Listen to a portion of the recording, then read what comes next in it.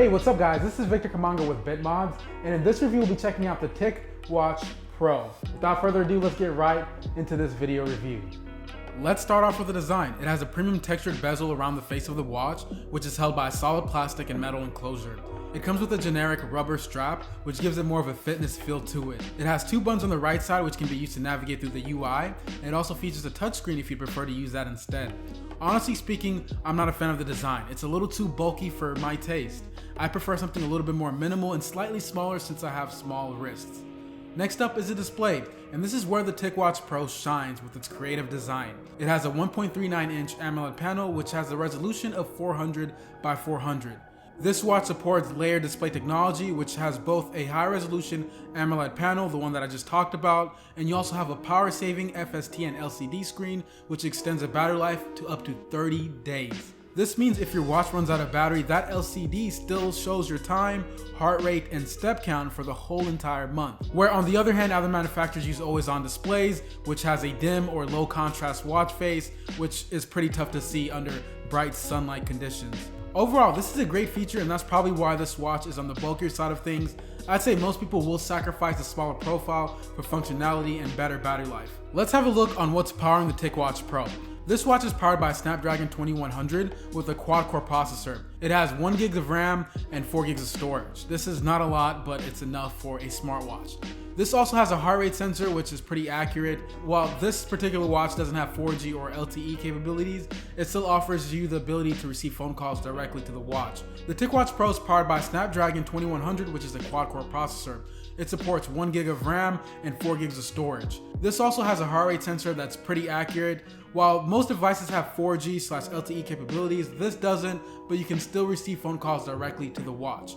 In terms of build, it does have amazing durability standards such as the US military A10G certification.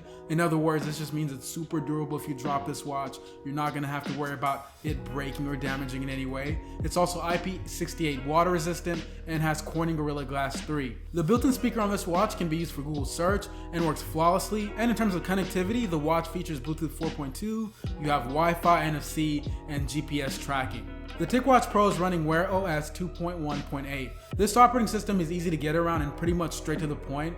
I'd say the only thing that I didn't like about the software was how it performed on it. It's great for the most part, but every now and then you'll see slight lags when navigating through the watch, and that's probably because of the older Snapdragon 2100 processor. Now let's talk about the battery life. The watch doesn't have the best battery life as far as the AMOLED panel. It didn't last me the entire day, especially when I use this watch a lot. But when I didn't use it as much, it did get me till the end of the day with about 10 to 15% of battery, sometimes even lower than that. It just depended on how much I used it that specific day. But if you did want to improve this, you can just use this on essential mode, which gives you the prolonged battery life but takes away all the fun out of it. Anyway, luckily we do have that backup LCD screen, which compensates for the overall battery life of this watch. Now, let's get into some of the features that this watch has to offer. The heart rate sensor provides accurate reading, as I mentioned earlier. The GPS tracking is on point, but at the expense of battery life. Google Assistant and the Google Payments are easy to use, and I love the dual layered screen technology because you get some amazing battery life with this watch. You might have noticed these beautiful 3D diamonds on my watch, so let's talk about it. These are Bitmonds. Bitmonds are 3D digital collectibles based on blockchain that have the characteristics of being generated in limited edition and being wearable. You can wear them to show your passion, the mood of your day, or simply to color code your outfit. Every Bitmond is unique, so you can give something really exclusive to someone who's really special to you. But that's not where it ends. Bitmonds is very useful for testing the quality of a smartwatch, so we'll be using it to benchmark the Ticwatch Pro. By the way, if you'd like to learn more about Bitmonds, or if you want to use them to test out the performance of your smartwatch, click on the first link down in the description. We'll be using 3 different categories to test out the Ticwatch Pro. Brightness and graphic resolution, this way to test out the graphic accelerator. Fluidity of rotation to evaluate the power of the graphics accelerator and processor. And lastly, loading times to test out the speed of the smartwatch's internal processor. To test out the brightness and graphics, fluidity of rotation, and loading times, we'll be using 3 different diamonds. One with the purity level of J, which is the least purest out of the ones I have available, H, which is the middle, and D, the most purest. In each category, the maximum score is 10.